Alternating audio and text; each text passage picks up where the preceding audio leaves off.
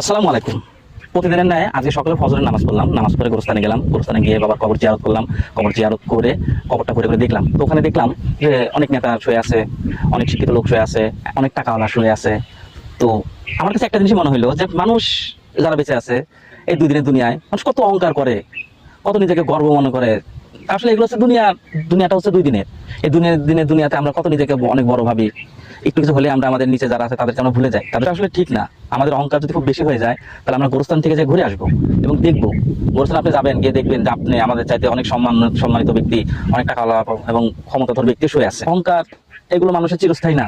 অহংকার একমাত্র মহান আল্লাহ তাআলার। মহান আল্লাহ তাআলা একমাত্র অহংকার করতে পারবেন।